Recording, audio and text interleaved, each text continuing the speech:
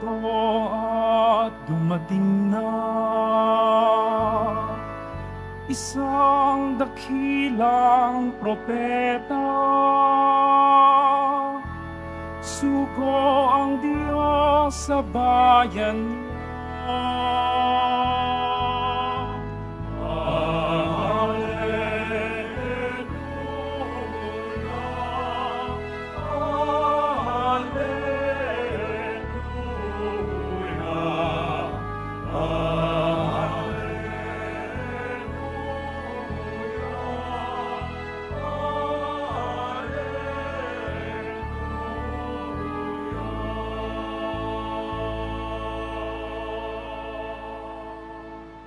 Sumainyo ang Panginoon. At sumaiyo rin. Ang mabuting balita ng Panginoon ayon kay San Juan.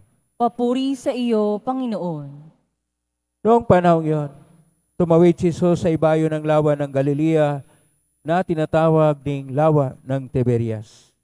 Sinundan siya ng pakaraming tao sapagkat nakita nila ang mga kababalaghang ginawa niya sa pagpagaling ng mga may sakit.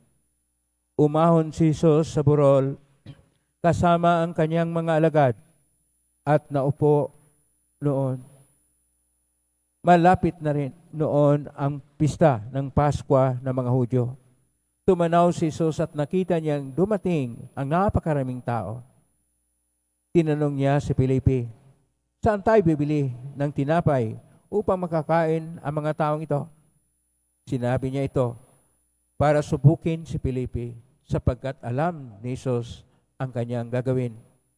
Sumagot si Felipe, "Kahit na po halagang 200 denaryong tinapay ang bilhin, ay di sapat para makakain ang kakaunti ang mga tao." Sinabi ng isa sa kanyang mga alagad, si Andres na kapatid ni Simon Pedro, "Mayroon po ritong isang batang lalaki na may dalang limang tinapay na sibada at 2 isda. Ngunit gaano na ito sa ganyang karaming tao?" "Paupuin niyo sila," wika ni Jesus. Madamo sa lugar na iyon, umupo ang lahat, humigit kumulang sa 5,000 ang mga lalaki. Kinuha ni Jesus ang tinapay at matapos magpasalamat sa Diyos, ay ipinamahagi sa mga tao. Gayun din ang ginawa niya sa isda. Binigyan ang lahat hanggat gusto nila. At nang makakain na sila, sinabi niya sa mga alagad, "Tipunin ninyo ang lumabis para hindi masayang." Gayun nga ang ginawa nila at nakapuno sila ng 12 bakol. Nang makita ng mga tao ang kababalaghang ginawa ni Jesus, sinabi nila, "Tunay na ito ang propeta paparito sa sanlibutan." Nahalata ni Jesus na lalapit ang mga tao at pilit siyang kukunin upang gawing hari. Kaya muli siyang umalis na mag-isa patungo sa kaburulan. Ang mabuting balita ng Panginoon. Pinupuri ka namin, Panginoong Heso Kristo. Magsiupo mo na ang lahat. Isang mapagpalang araw po sa inyong lahat. Purihin po natin ang ating Pong Hesus Nazareno. Nasa 17 tayo na linggo sa karong panahon ng taon B ng ating pagdiriwang. Ang atin pong paksa ay tungkol sa pagkain. Ang pagkain, ayon pa sa salitang Hebreo, ay mazon. At sa salitang koinoko na Grigo, sapagkat lahat po ay nakasulat sa koinoko na Grigo sa Bagong Tipan, ang pagkain ay tropi. Pero sa Latin ay sibos. Nakita po natin na sa ating unang pagbasa, sa Pangalang Aklat ng Mga Hari, Kapitulo 4, verso 42 hanggang 44, pinarami ni Eliseus ang tinapay upang makakain ng mga nagugutom.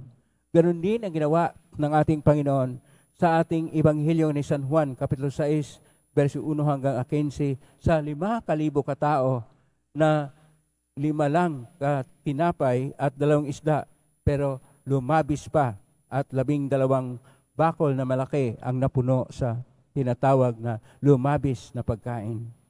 Ito yung himala sa pagparami ng ating Panginoon sa pagkain. Ano ba ang kahulugan ng pagkain sa buhay natin?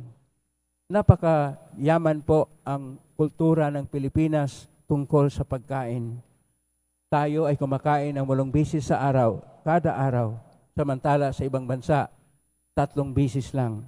Pero maraming mga Pinoy dahil sa paghihirap ay kumakain lang ng 1 beses, isang araw. Pero kapag katingnan po natin ano ba ang kahulugan ng pagkain, ay atin pong makikita na ang pagkain, una sa lahat, ay magbigay ng enerhiya. Pangalawa, na ito ay magpatubo at magkaroon ng pagbabago ng ating mga selulya na kinakailangan upang tayo mabuhay. Ito ay magbigay ng regulasyon sa lahat ng mga sistema ng ating katawan. At pang-apat, ito ay magkaroon ng pagpigil sa mga iba't ibang kahinaan at mga karamdaman o sakit. At pang-5, ito ay mayroong tinatawag na social at cultural na aspekto na kung saan kapag kumakain ang pamilya na nagsama-sama, kahit gaano man kasimple na pagkain, kapag nagmamahalan ang pamilya, napakasarap ang pagkain. Pero kapag nag-away-away ang kasambahay, kahit gaano kasarap na pagkain, ay walang lasa dahil ang pagkain, ito po ay may kultural na kahulugan.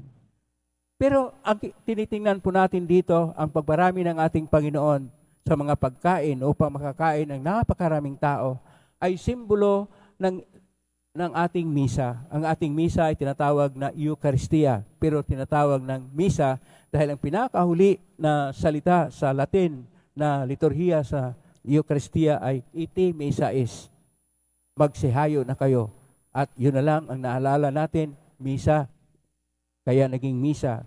Pero dapat ito ay Eucharistia sapagkat pagpasalamat sa atin ng Panginoon na noong huling hapunan na siya mag-alay ng kanyang buhay, tayo po ay kanyang iligtas, na siya mismo maging pagkain. Kaya nga sinasabi niya sa ostia, sa tinapay, sinasabi niya, ito ang aking katawan. At sa alak, ito ang aking dugo. Ang ating Panginoon na ating pinagsaluhan. Una, pinagsaluhan sa unang bahagi ng misa na tinatawag na liturhiya ng salita, ay siya ang salita na nagkatawang tao at ating napakinggan at nabusog tayo sa kanyang mga aral.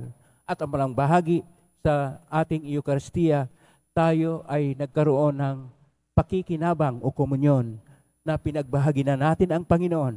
Handa rin tayong magbahagi ng dekalidad ng ating panahon, ng ating kakayahan at ng kayamanang material upang ang ating kapwa-tao ay magkaroon ng isang buhay na maayos.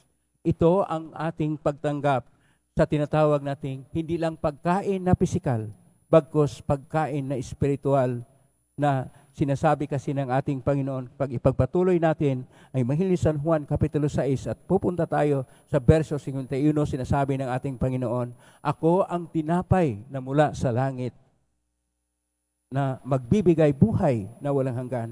Kaya ang spiritual na pagkain para sa atin, ito yung una sa lahat, ang pagbibigay sa atin ng mayroon tayong saysay sa buhay at mayroong tunguhin ang ating buhay para sa kaligtasan. Pangalawa, maging sentro tayo sa kung ano ang mga pangyayari na gusto ng Panginoon na siya ay kilanlin sa mga pangyayari sa ating buhay.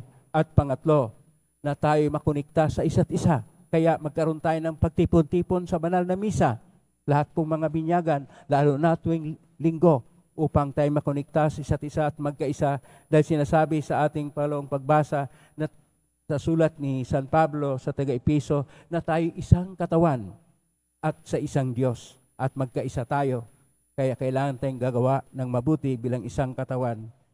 At pang-apat, ito yung pagkaroon ng pagbibigay lakas upang ang ating espiritual na pangangailangan, tayo po ay mabusog. Ang ating pangailangan sa Diyos ay nakapapawi po sa ating pagkagutom sa Kanya. At kung tayo makatanggap sa Kanya, naway ibahagi rin natin kung ano ang kinakailangan sa ating kapwa. At panglima, ito yung ating pagyabong sa buhay espiritual. Kaya kinakailangan tayong makibahagi sa ating kapwa-tao pagkatapos na tayo nakatanggap ng Panginoong Hesus sa Kanyang salita. Kung hindi man tayo nagkomunyon, kung nagkomunyon tayo sa Kanyang katawan upang tayo ay ating ipahayag ng ating Panginoon ay siyang tunay na spiritual na pagkain, hindi lang na nagpapalakas sa ating kaluluwa. Siya ang nagliligtas sa atin at nagbigay ng buhay na ganap at ikasya. Palapakan po natin ang ating Panginoong Hesus sapagkat siya at ang kanyang bahagi na katawan ay siyang nagpapalakas sa atin sa spiritual na bahagi ng ating buhay at siya ay naging saysay ng ating buhay. Pakisabi sa katabi mo, ang Panginoong Hesus ay tunay na pagkain.